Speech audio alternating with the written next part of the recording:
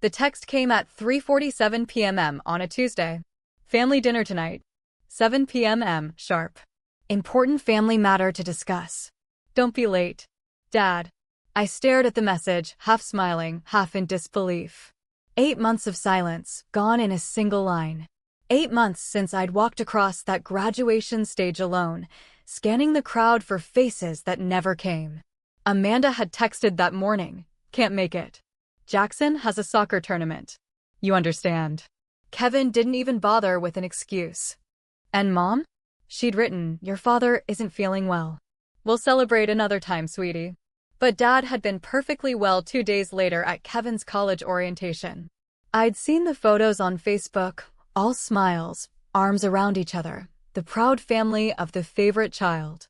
And now, suddenly, there was an important family matter. I didn't need to guess why. Yesterday morning, the Metro Real Estate Journal had published its Rising Stars in Property Development feature. My face had been plastered on page 3, standing in front of the Riverside building I'd bought and rebuilt from the ground up. The headline read, "28-year-old developer transforms historic Riverside building into luxury residences. Penthouse sells for record $2.8 million." The story spread like wildfire in our city's business circles. My company, Meridian Property Group, had just been valued at $47 million. My phone buzzed nonstop, distant relatives, old classmates, even people who hadn't remembered my name last year. And now, here was Dad. Family dinner. I texted back, "I'll be there." I pulled into my parents' driveway right at 7.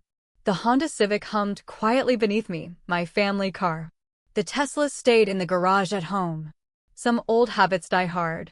The driveway was full. Amanda's white Range Rover, Kevin's oversized truck, Uncle Richard's Mercedes. So, not just family. This was a summit. Dad opened the door before I even knocked. There she is. His voice was booming, cheerful, almost theatrical. Come in, come in. We've been waiting." The dining table was set for 8.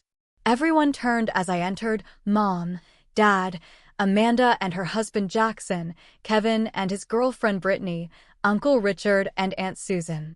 A full audience. "Sarah." Mom rushed over, hugging me like she was auditioning for Best Actress in a forgiveness drama. "We've missed you so much, honey. You look wonderful." "Do I?" I asked lightly. "Last time we spoke, you said I looked tired. Stressed. From working too much. Remember?" Her smile faltered for half a second before snapping back into place. "Well, you look much better now. Sit. We have so much to talk about." I didn't sit. "Your text said there's an important family matter. What's going on?" Dad waved his hand. "Let's eat first. Then we'll talk business." "Business?" I repeated. Amanda swirled her wine. "We saw the article, Sarah. Congratulations on your success." That pause before success carried more venom than any insult could. Uncle Richard gave a low whistle. $2.8 million for one penthouse. Impressive for someone your age. Your father was just telling us about your company. Was he? I looked at Dad. That's interesting, considering he's never asked me about it before. Silence. The kind that hums, heavy and hot. Kevin finally broke it. "Come on, sis. Don't be dramatic. We're proud of you." I smiled thinly. "Proud now? Where was that pride 8 months ago?" "Oh, honey," Mom sighed. "You're not still upset about graduation, are you?" We explained. "Yes, you did," I interrupted. "You said Dad wasn't feeling well." Then I saw photos from Kevin's orientation that same weekend. He looked perfectly healthy. Kevin shifted uncomfortably. Amanda cut in. "That's not fair, Sarah. Jackson's tournament was planned months in advance. We couldn't." I raised a hand.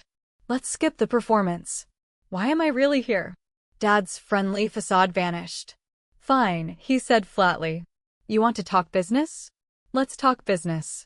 Richard and I have been discussing an investment opportunity, a development in the warehouse district. We need $800,000 for our share." I blinked. "You want me to invest?" "We want you as a partner," Uncle Richard corrected, smooth as silk. "Family working together. You have capital. We have experience. Perfect match."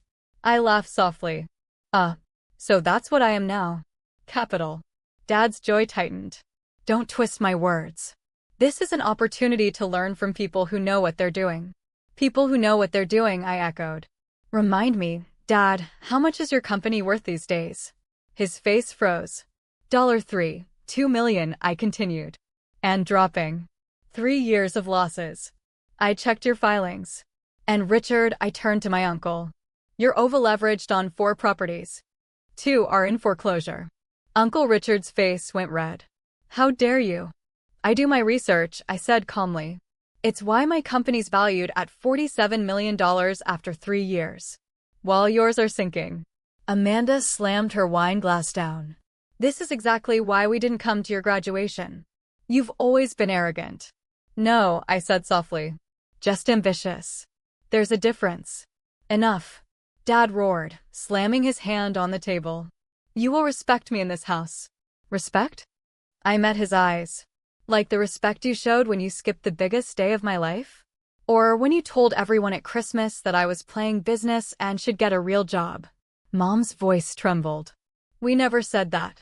Yes, you did. Silence. Kevin muttered, you proved us wrong, right? So why are you still mad? Because I said, you don't get to disappear when I'm struggling and show up when I succeed. That's not family. Sweetheart, we're here now, Mom said desperately. Isn't that what matters? No, I whispered. It isn't. I placed my leather portfolio on the table and opened it slowly, deliberately. Let me tell you what matters. You could have heard a pin drop when I opened the folder. 8 sets of eyes followed my hands as I spread out the documents, financial statements, property deeds, appraisals. Proof. All of it proof. 2 years ago, I began, my voice even, I started Meridian Property Group. I was living in a studio with a broken heater, surviving on instant noodles and cheap coffee. I called you, Dad, once for advice. His gaze stayed fixed on the papers. Do you remember what you told me? No answer. Just a flicker in his jaw. You said I was wasting my time. That real estate development wasn't for girls who didn't understand the industry. You told me to get a job in marketing. Amanda rolled her eyes. Oh, come on, Sarah. Quiet, I said softly, but the words sliced through the air like glass. Mom's hands trembled as she reached for her water glass. We didn't mean. Mom, I cut her off. When I invited you to see my first property, you said you were too busy planning Amanda's baby shower. Amanda, when I asked if you wanted to grab coffee, you said you didn't have time for my little hobby. Kevin, I offered you a paid internship last summer. You laughed and said you'd rather work at Target than at my fake company. Kevin looked like a kid caught cheating on a test. That was a joke. No, I said, it was the truth. All of it was. The truth of how little faith you had in me. I let the silence stretch, long enough to make them squirm. So no, I'm not going to invest $800,000 in your failing project. I'm not going to be your bailout plan or your trophy. I came tonight because I wanted to see if any of you would apologize. But all I've heard is greed dressed up as family concern. Amanda stood suddenly. You think you're better than us, don't you? I met her glare. No. I became better because you forced me to. Sarah. Dad's voice thundered. You will not speak to your sister like that. I'm not speaking to her, I said quietly. I'm speaking to you. He froze, maybe because I didn't raise my voice. Maybe because, for the first time, he realized he couldn't intimidate me. The Riverside building I bought 18 months ago? I continued. The article said I kept the penthouse. What it didn't say is that I own the entire building. 12 floors. 10 luxury condos. 2 commercial spaces. It's worth $18, $7 million now.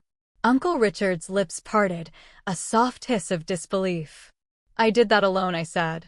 Without your advice. Without your approval. Without your respect. For a moment, no one spoke. Then Uncle Richard cleared his throat, his voice gentler now. Sarah, we made mistakes. We can admit that. But we're still family. Family forgives. I laughed, a short, brittle sound. Family shows up. Family believes in you before there's proof. Family doesn't disappear when you're nothing and reappear when you're newsworthy. Sweetheart, Mom said, eyes glistening, please. We want to make things right. I wanted to believe her. I really did. The little girl inside me, The one who sat alone at graduation waiting for faces that never came, wanted that so badly. But then Dad spoke, and the illusion shattered. "Your mother's right," he said, straightening his shoulders. "We could have handled things differently. But this attitude isn't helping anyone. If you'd just listened to our proposal." There it was. The catch. Even their apologies came with terms. "Goodbye," I said. I picked up my portfolio, turned toward the door. And then it opened. A man in a navy suit stood on the porch, holding a leather briefcase and looking startled. "I'm sorry," he said. "I'm looking for Sarah Mitchell?" "That's me," I replied. "Oh, perfect." He smiled, oblivious to the tension simmering behind me. "I'm David Torres from Metro Property Management. I have the documents you requested. The sellers accepted your offer on the Riverside Commercial Plaza." The words hit like a thunderclap. "Congratulations," he continued cheerfully. "You now own the largest retail complex in the district." The $34 million deal closed this afternoon. Financing went through beautifully. I took the folder from him, feeling every pair of eyes burning into my back. "Thank you, David. I'll review them tonight." He nodded. "Of course. Oh, and the Tribune wants to feature you again. Youngest major commercial developer in the state." He grinned. "You're making history, Ms. Mitchell." When he left, silence swallowed the room. Dad's face was gray. Amanda's mouth hung open. Kevin just stared. Uncle Richard fumbled with his phone, already calculating losses. $34 million, Kevin whispered. "That's the property," Uncle Richard stammered, "the anchor lot for our warehouse project. Without it, your whole plan collapses," I finished for him. "I guess you should have moved faster." "You bought it out from under us," Dad said, voice shaking with something between rage and disbelief. I met his eyes calmly. "You told me once not to mix family and business." "You were right." I walked to the door, hand on the handle. "Enjoy your dinner. I have work to do." "Sarah, please." Mom's voice cracked behind me. I paused, turned slightly. "That apartment I mentioned earlier? The one with broken heating and ramen noodles? I bought the building last year. It's worth $6, $2 million now." I smiled faintly. "I fixed the heating." And with that, I walked out. Behind me came the sound of chaos. Dad shouting, Amanda crying, Uncle Richard barking into his phone. I didn't look back. Outside, the air was sharp and cold, the kind that smells like rain and new beginnings. I sat in my car, fingers gripping the steering wheel, heart pounding hard and clean. My phone buzzed. "Kevin, that was messed up." Delete. "Amanda, you've changed. Money's made you cruel." Delete. Then Mom. "I'm sorry we weren't there for your graduation. I'm sorry for everything. You deserved better from us." I stared at the message for a long time before typing back. "Thank you. But sorry isn't enough anymore. If you want to be part of my life, you'll have to earn it, the way I had to earn everything else." I hit send. Then I drove away. Past the gates of my parents' house. Past the neighborhood that never believed in me. Toward the penthouse with floor-to-ceiling windows and a skyline that finally belonged to me. I had built an empire while they weren't watching. And now, they would have to live with the consequences of their absence. The girl who walked that graduation stage alone had become a woman who didn't need their approval, only their awareness. And tonight, they finally saw her. The city stretched before me, glittering like spilled diamonds. From my penthouse, the lights looked endless, almost intoxicating. I sank into the leather chair by the window, the folder of Riverside Commercial Plaza documents on my lap, and for the first time in months, I allowed myself a deep, unguarded breath. I had won. I had beaten them all, not just in business, but in life. Every dismissal, every sneer, every cold shoulder had led me here. But victory tasted empty. The apartment was quiet. Too quiet. I glanced at the kitchen, at the unpacked boxes, at the stark white walls that reflected my solitude. No one would knock at this door with congratulations or pity. No one would call to check if I'd eaten or slept. Success had built walls around me, both literal and invisible. I reached for my phone. The messages from family had stopped, probably too stunned to speak, probably too ashamed. I didn't reply. I didn't need to. I had made my point. And yet, I couldn't shake the hollow feeling curling in my chest. A knock on the glass door startled me. David Torres. Again. He stepped inside with a calm smile and a briefcase in hand. "Ms. Mitchell," he said. "I just wanted to make sure you had everything you needed for tomorrow's closing on the plaza. I also brought some preliminary market reports for the surrounding properties." I smiled politely, hiding the fatigue I felt. "Thank you, David. You always seem to know the right timing." He hesitated, then said quietly, "Do you ever take a moment to just step back? Appreciate what you've built?" I looked out at the city, shimmering and indifferent. "Sometimes," I admitted. "But stepping back is dangerous in my world. If you stop moving, someone else takes your place." David nodded, understanding. He closed the briefcase and lingered. "You're good at this," he said. "Better than most. But I hope you don't forget to take care of yourself along the way." I nodded, a little embarrassed by the concern. He left, and the apartment returned to silence. I poured myself a glass of wine, letting the liquid warm my hands. Memories from the evening replayed in my mind: the glares, the thinly veiled envy, the shock when I revealed the plaza acquisition. My parents, my siblings, my uncle, they had underestimated me for too long. And yet, as I sipped, I realized that the triumph didn't erase the wounds. It didn't fill the empty seats in my life. The absence of their support, the betrayal, the condescension, they left scars no money could cover. I had conquered the city, but I had not conquered my loneliness. I set the glass down and opened my laptop, scanning the next big projects. The Riverside Plaza was just the beginning. Another high-rise, a boutique hotel, retail spaces in the Uptown district. Everything needed my attention, my intellect, my ruthlessness. I had to keep moving. The city didn't wait. And neither could I. A soft ping interrupted my focus. A message from a stranger, or perhaps a friend I had forgotten I had. "Congratulations, Sarah. Truly. Let's meet soon." I stared at the name, Elena Martin. My mind raced. Elena had been my mentor during those brutal early days of development, the one who taught me to see value where others saw decay. I typed back carefully. "Thank you. Let's talk tomorrow." The screen dimmed. The city lights reflected in my eyes, mirroring ambition, desire, and a pang of something deeper, a longing for connection I couldn't purchase. I sank into the couch, the soft leather swallowing me. The apartment, with its sleek lines and expensive finishes, felt cavernous. Each echo of my steps reminded me that I was alone at the top. Alone, but unbroken. And then my phone buzzed again.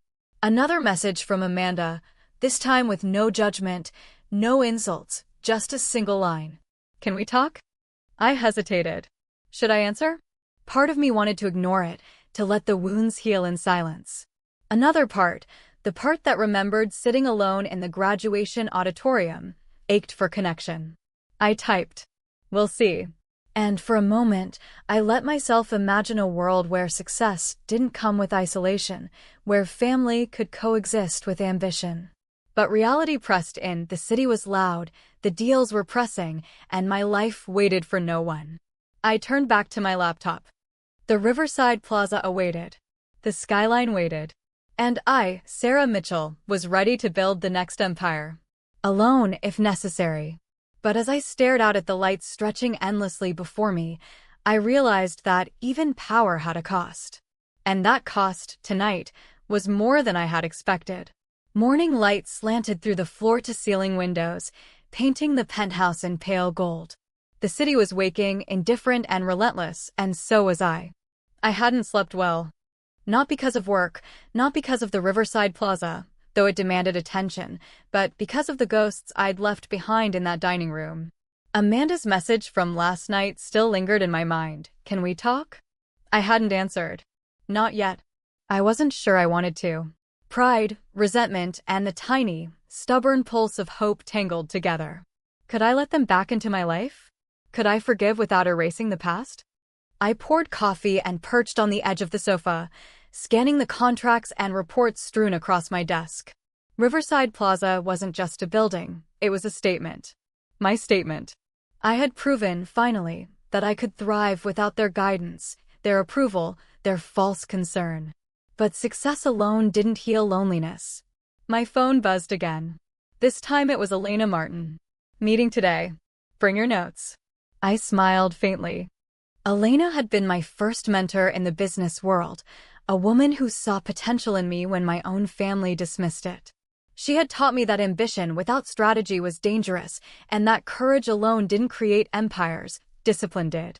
By the time I reached her office in the downtown tower, the city was buzzing with life.